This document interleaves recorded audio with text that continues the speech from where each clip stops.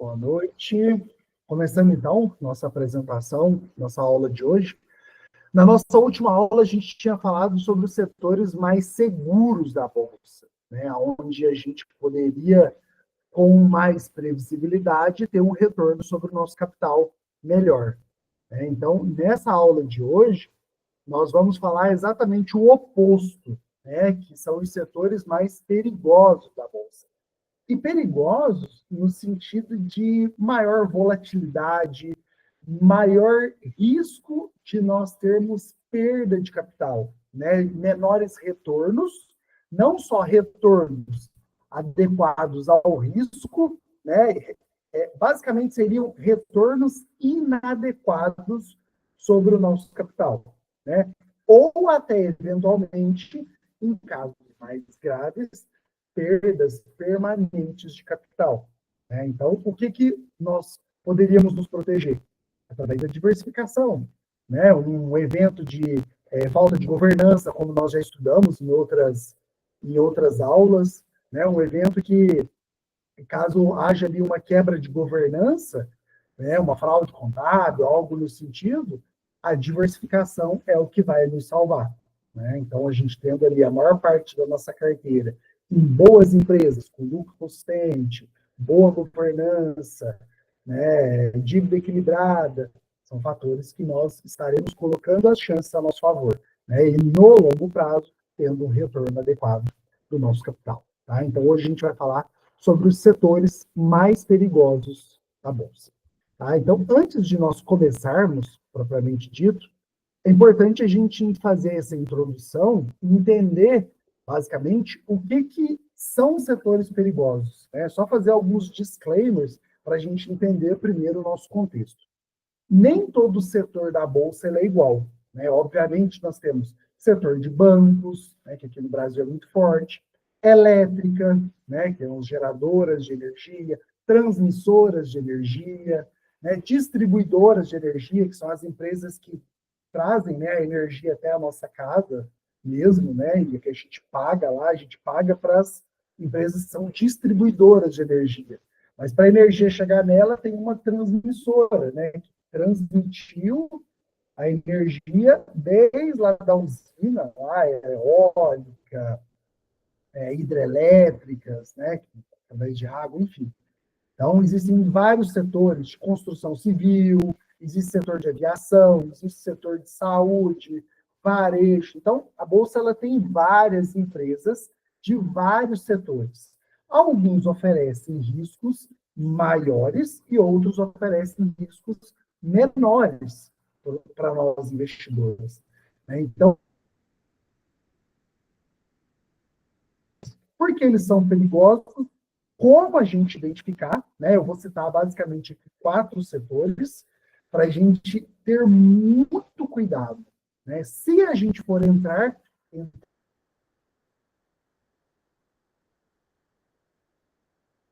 com,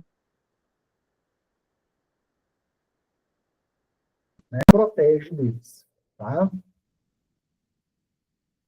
Então, por que esses setores eles são arriscados? Basicamente, a gente tem o mercado de juros, a gente tem câmbio, né, que é o próprio dólar. Então, cada empresa ela tem a sua margem, né, a sua rentabilidade. Então, para cada 100 reais de receita, quanto que a empresa tem de lucro no final? Essa seria a margem da empresa. Depois de pagar impostos, depois de pagar os produtos de aquisição de cada produto, funcionário, enfim, ela vai pagando todo mundo e no final tem um lucro líquido.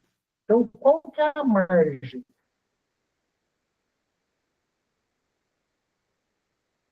É arriscado. O custo que a empresa tem vai afetar diretamente o caixa dela.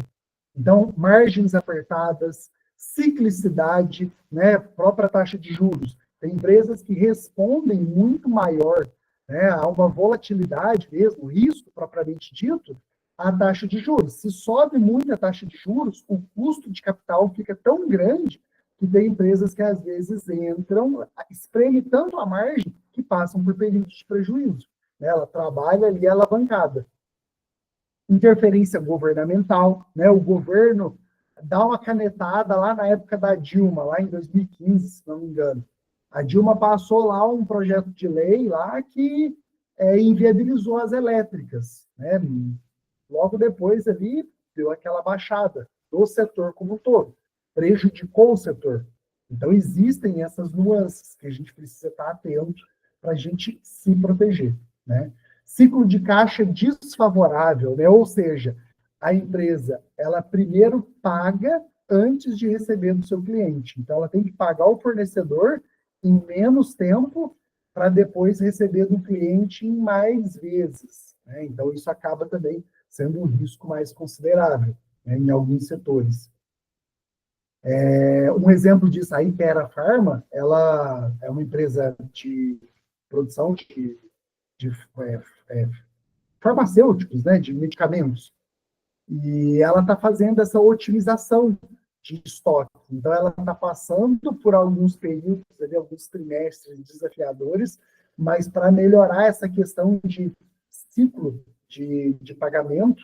E aí, no curto prazo, as ações deram uma despencada, assim, recentemente. Agora ela até já deu uma voltada. Mas, se não me engano, no final do ano passado, a ação da Hypera chegou a bater mais de R$ 30 e chegou agora, no começo desse movimento dela, chegou a bater menos de 20. Então, assim, ela caiu mais de 50% a empresa. Quem entendeu isso, acabou comprando lá atrás. Então, né, acabou sendo uma oportunidade.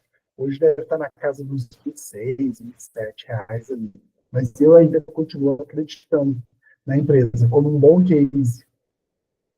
Alta, né, precisam constantemente de injeção de capital para poder trazer algum retorno, né? Então, o setor de aviação, né, ele está sempre precisando de ajuda do governo, são empresas que, né, é um oligopólio ali, a gente tem poucas empresas, né, principalmente aqui no Brasil, não são tantas, até porque o custo para você montar uma empresa de aviação é gigantesco, né? Você tem que ter, ele é extremamente regulado, você tem que ter uma injeção de capital muito grande, né? Tem muito custo, querosene, tem várias questões que acabam influenciando no setor como um todo, né? E não em uma ou outra empresa específica, e sim no setor. Então, isso tudo acaba gerando um risco adicional, né? Um risco incremental. Boa noite, Ciel.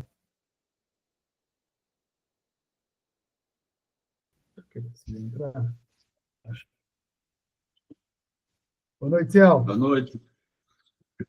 Beleza? Só silencia o microfone, fazendo favor. Então, a gente estava falando sobre, dando aqui uma introdução sobre o disclaimer, né? Só para a gente entender primeiro o cenário antes da gente entrar nos setores mais arriscados, né? Que eu vou citar 4 aqui agora na sequência. Então, a gente fez aqui uns disclaimers para poder entender por que esses setores eles são mais arriscados. Tá? Então, eu vou citar, como eu falei, eu vou citar 4 e lá no finalzinho eu vou citar mais 2 de bônus. Mas isso não quer dizer que não sejam setores investíveis, né? Eu mesmo invisto em algumas empresas aqui, né? E eu vou estar comentando, tanto dando exemplos à medida que a gente vai conversando sobre os setores, mas também aqueles setores que eu invisto através de uma ou outra empresa, eu vou estar falando para vocês. Tá? Então, eu citei aqui a aviação, turismo e lazer, varejo e o último seria commodity, né? Petróleo e gás. Então, o primeiro, né, a aviação é o setor mais clássico, assim, não teria como deixá-lo de citar, né, já de imediato, em primeira mão, porque a aviação ela tem uma demanda muito instável, né? Às vezes, ora com demanda maiores, ora com demandas menores, tem muita questão de preço do combustível, né? Ele interfere muito o preço do querosene, que é uma commodity que está 100% fora, né? Alheio à vontade da empresa, né? Geralmente tem margens baixas, né? E ela são empresas de muita alavancagem, né? Elas precisam estar constantemente emitindo dívidas para poder funcionar a operação, né? A própria variação cambial, elas são extremamente susceptíveis à questão do câmbio, né, do dólar. Então, o dólar sobe, pode eventualmente prejudicar, porque o poder de compra das pessoas acaba influenciando. Então, ela tem um alto custo fixo, né, além do próprio. Ele é um setor extremamente regulado, né? Tem várias empresas, o próprio governo, através de vários setores através de várias empresas que regulam. Ela é uma empresa intensiva de capital. Ela precisa constantemente fazer essas chamadas de capital. E, eventualmente, em casos mais trágicos, vamos dizer assim, acaba recorrendo ao governo, né, para poder ser salva. Né? O governo vai lá e ajuda, dá isenção, rola a dívida lá para frente. Então, eventualmente, está sempre precisando daquela forcinha do governo. Esse setor de aviação, eu sempre fico de fora. Tá? Sempre. Aqui no Brasil, nós temos basicamente só duas, né, que é a Gol e a Azul. Ambas emitem ações apenas preferenciais, né? A gente não tem oportunidade de investir em ação ordinária. Então, assim, eu estou 100% fora. Tá? É um setor que nenhuma empresa me agrada. Segundo, turismo e lazer, né? A gente tem aí questão, até um outro ponto, que casa, né, com o setor de aviação, porque eles também estão bastante ligados, né? A aviação, ela é um meio de transporte muito grande, né, para o setor de turismo e lazer. Tem a questão de eventos não preditivos, né, que eles não conseguem prever, que, por exemplo, a própria pandemia, né, que a gente teve aí tudo fechado, os aeroportos fechados, e as pessoas não podiam circular, então como se diz, é um evento de aquela catástrofe natural, né, da própria natureza, que, infelizmente, a gente não consegue prever. Né? Lá na pirâmide de Maslow, que nós estudamos na última aula,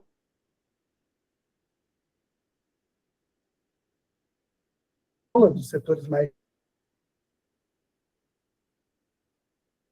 de lazer, eles estão mais para cima, né, da parte do bem para cima. Então, não é aquela questão de segurança mesmo, de sobrevivência, né, vamos dizer assim. Então, o turismo e lazer, ele tem essa ciclicidade. Né? A hora está bombando, hora está regrado, o setor hoteleiro, né? Um exemplo de empresa aqui nesse setor que nós temos aqui no Brasil é a própria CVC, né? Que desde a pandemia lá está mal das pernas e trabalhou bastante tempo aí alavancada, a ação despencou, né? Foi uma quebra de geração de valor, né, para o acionista, assim, bem sofrido mesmo. Tá? Então, são empresas do setor de turismo que dependem muito da saúde econômica do país. Né? Se a economia está bem, as pessoas eventualmente vão consumir, vão viajar mais, vão curtir mais, mas em épocas de alto ciclo de juros, né, alta taxa de juros, e eventualmente o câmbio dá uma disparada, fica mais difícil, né? Você acaba tendo menos acesso das pessoas a esse tipo de setor, né? Então, ela é uma demanda supérflua, não é igual lá na pirâmide de Maslow, né? Que está mais para baixo, na base da pirâmide. Ela está do meio ali para cima, né? Então, existe muito a questão de tendência, né? Às vezes as pessoas, vamos para... Agora, o local que está em alta dos influencers é Maldivas, agora é, sei lá, Seychelles, agora é, sei lá, Cancún. Então, está sempre mudando. Para os aviões, acaba não influenciando tanto, mas para o setor hoteleiro, que está ali naquela região, né, grandes empresas de resorts, né, que fazem investimentos altos, acaba sendo essa questão da tendência, ela pode ser que em alguns momentos afete mais, em outros momentos dá aquela bombada. Então é mais difícil da gente ter essa previsibilidade no resultado. Então, por isso, na minha visão, o setor mais arriscado, e eu também prefiro ficar de fora, né? Então, esse é um outro setor que eu não invisto, né? Fora os eventos imprevisíveis ali, como a pandemia, né? E outros eventos, catástrofes, enfim, né? Que a gente pode citar. Terceiro setor, né? Que esse daqui, sim, é investível, né? Dá para a gente pincelar coisas boas, é o varejo, né? O varejo, ele tem a demanda cíclica, porque varejo, veja bem, dá para a gente subsegmentar em vários subsetores, né? Porque varejo, beleza, está aqui em cima, mas você tem varejo de farmácias, você tem varejo de calçados, né? Moda, em geral, moda, você tem varejo de vestuário, você tem varejo de eletrodomésticos, então tem vários tipos de varejo, né? A gente precisa entender que, beleza, o setor como um todo, varejo, geralmente de margens um pouquinho mais apertadas, a não ser de alto luxo, que aí já dá para ter uma margem maior, porque você vai trabalhar brand, né, marca, que são os moats, né, diferenciais competitivos, que a gente viu lá na aula de geração de valor, mas geralmente são setores de margens mais apertadas. Então, lá na análise SWOT, né, que a gente faz lá, forças, fraquezas, ameaças e oportunidades, na minha visão, eu entendo que o varejo ele é um setor arriscado, mas, ao mesmo tempo, por ter margens muito baixas, ele acaba sendo um monte, um diferencial competitivo. Porque, veja bem, eu tenho lá a minha loja de roupas.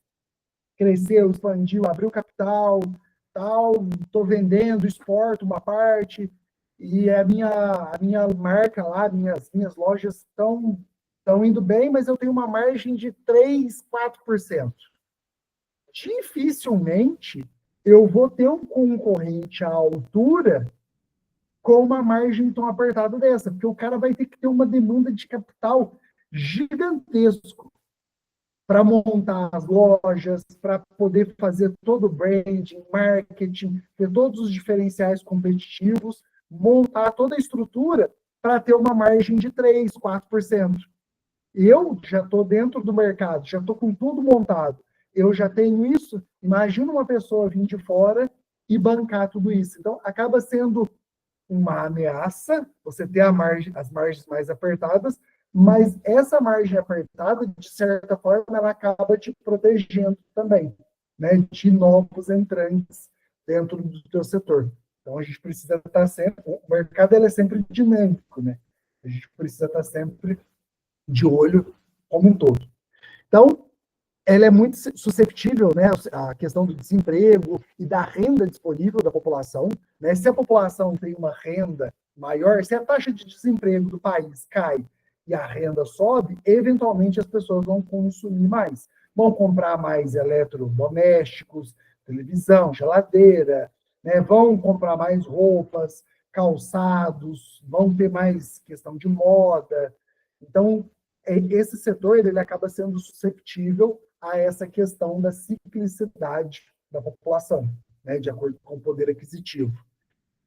Inflação alta, ela corrói o poder de compra. Então, se eu tenho uma inflação um pouquinho maior, geralmente o cara vai pegar aquele dinheiro dele que está apertado e ele vai comprar comida.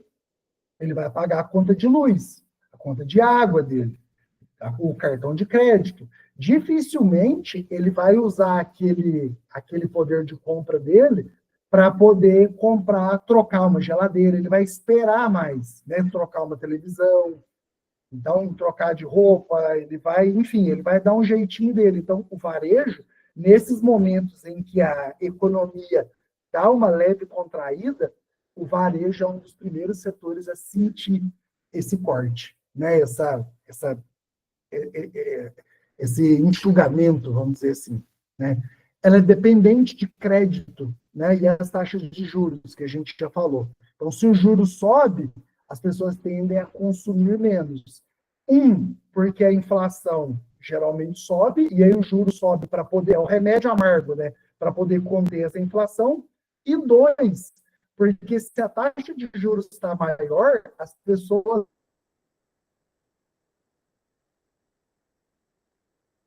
Opa,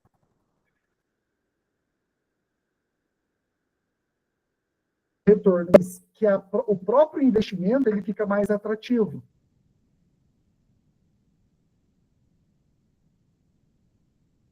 Porque quando eu tenho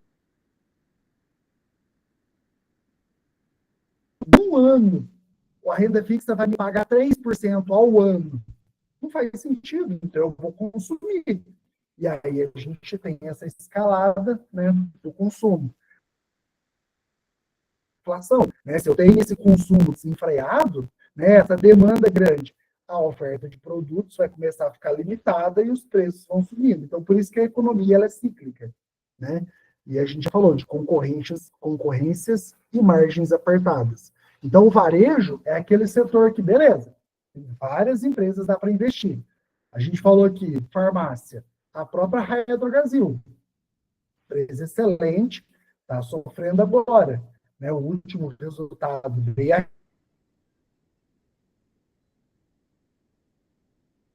na empresa, jogou o múltiplo dela lá para baixo. Então, quem acredita que ela é uma boa empresa e lá na frente pode ter uma expansão de múltiplo, pode ser que seja uma oportunidade. Agora, se ela continuar com esse múltiplo mais contraído, pode ser que nem seja tanto assim.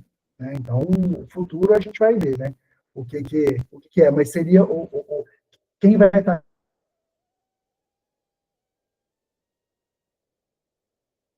certo, vamos dizer,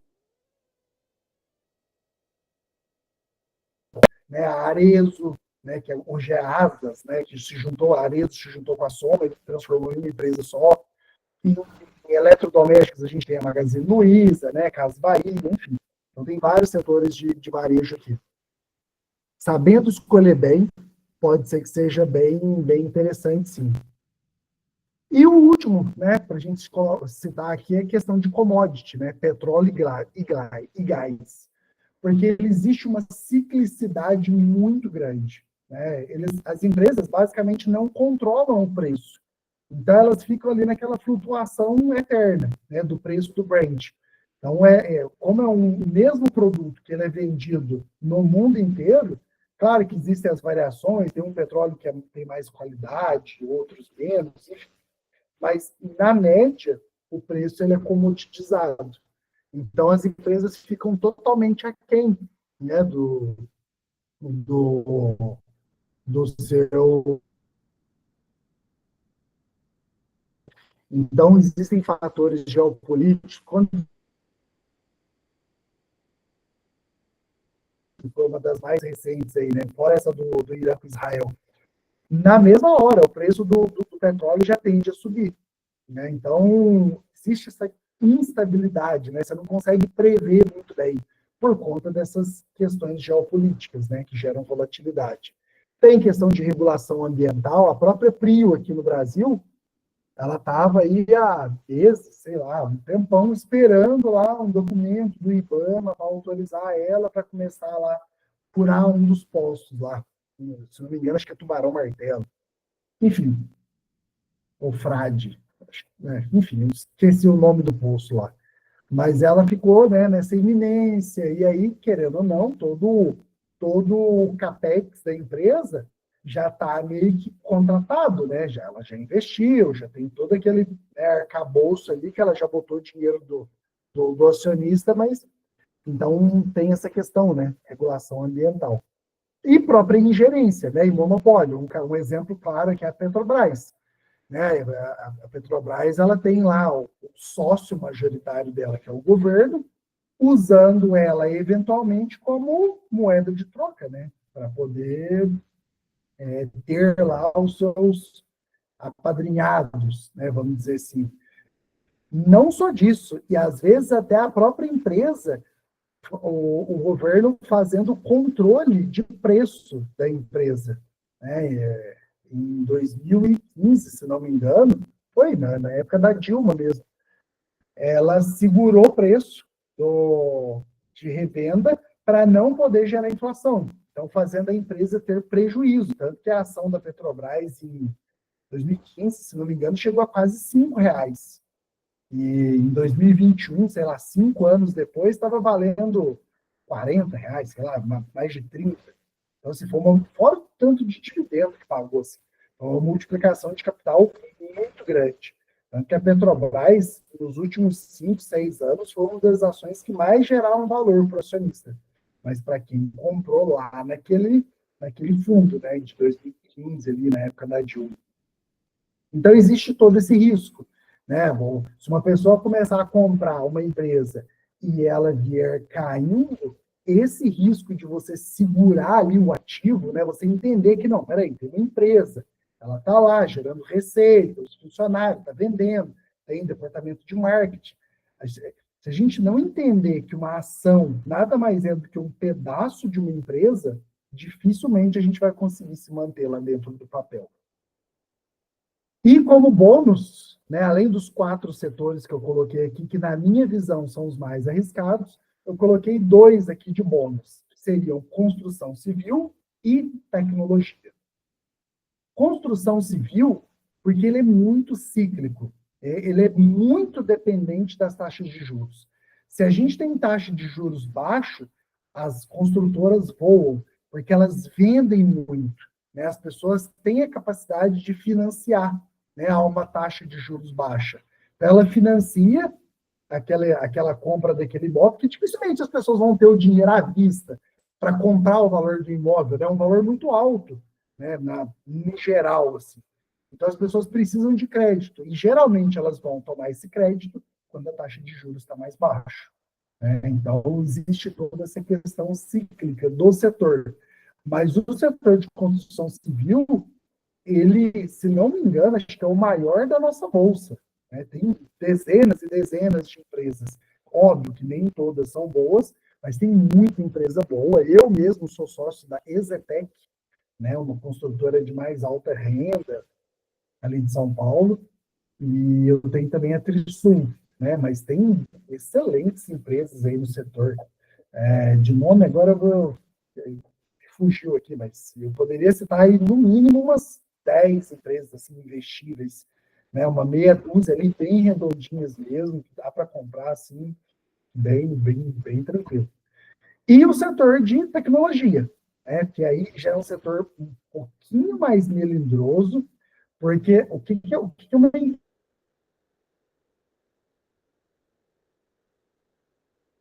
empresa de tecnologia? Mas durante muito tempo ela fica consumindo caixa, né? Ela trabalha mesmo no prejuízo durante anos para poder, quando ter lucro, é aquele lucro explosivo. Então, ela vai de contra a nossa filosofia, né, que é entrar em empresas com lucros consistentes, dívida equilibrada. Tecnologia, ela é o oposto. Ela trabalha com caixa negativo, né, ela trabalha no prejuízo mesmo, para daí, quando tem lucro, né, ter aquela exponencial. Então, ela tem alto potencial, né, mas ela tem o risco dos primeiros anos ali, a operação ser deficitária. Ela tem que estar constantemente fazendo chamada de capital, enfim, então tem essa questão da volatilidade muito grande, né? Então, aqui no Brasil, eu não gosto muito desse setor, porque como os Estados Unidos, eles são um berço de tecnologia, né, lá, principalmente ali no Vale do Silício, né, na Califórnia, eles têm ali o berço da tecnologia do mundo.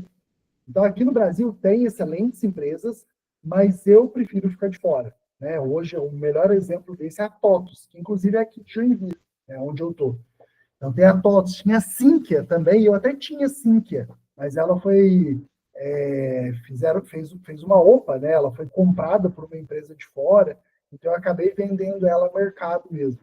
Eles, obviamente, ofereceram um prêmio, viram que estava muito barato, e aí fizeram a aquisição. Eu vendi ele a mercado mesmo. Então, existem esses 2 setores aqui coloquei eles de bônus, que dá para ter, mas sempre com gestão de risco, né? Com parcimônia, bom senso. Então, as características comuns aos setores, né? Aos setores mais perigosos. Basicamente, todos ali a gente falou de resposta cíclica, né, muito forte. Se ela é muito cíclica, diminui a previsibilidade, que é tudo que o mercado não gosta. Né? O que o mercado gosta? Segurança, previsibilidade. Quando está tudo aquele mar de céu de brigadeiro, você consegue ver tudo, está tudo tranquilo. O mercado, ele geralmente, nesses momentos, eles precificam as ações com melhor valuation. Quando você tem muita incerteza, insegurança, guerra, tomadas de decisões, assim, quando está tudo muito nebuloso, podem ter certeza que volatilidade e preços para baixo. Né? Porque o mercado ele não gosta de incerteza. Então, por que o Brasil, geralmente, ele é menor precificado? Porque aqui é segurança jurídica, muda governo, a gente não tem um plano de longo prazo, né, para o país. Vocês podem ver para onde o Brasil está indo. Ninguém sabe responder. O governo entra, gasta dinheiro e vamos que vamos, e toca daí, faz as coisas. Então, não tem um projeto mesmo, um plano para que a gente cresça para os próximos 20, 30, 40 anos. Não é nada, é só agora aqui, vamos que vamos. Então, a gente acaba tendo resposta cíclica mais forte, nesses setores mais perigosos, menor previsibilidade. Então, se eu tenho esse conjunto, obviamente eu não vou ter diferencial competitivo. Né? Então, dificulta a minha análise. Se eu não tenho previsibilidade, é difícil de eu fazer um fluxo de caixa descontado. Né? Como é que eu vou prever? Como é que essa empresa, de certa forma, vai se comportar nos próximos meses ou nos próximos anos? Então, se eu quero entrar nela, sempre com gestão de risco, pensando qual que é o máximo que eu posso perder. A gente consegue ter uma boa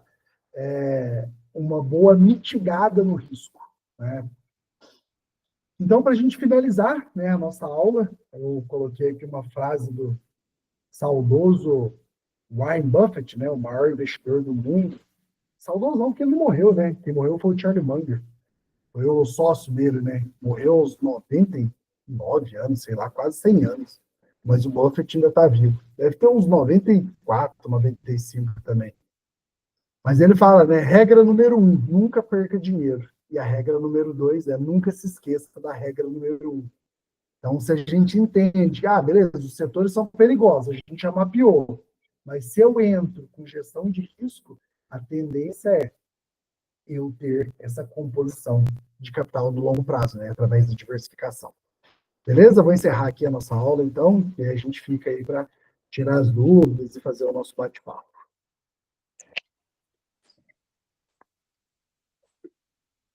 Pegar uma água. Vai lá.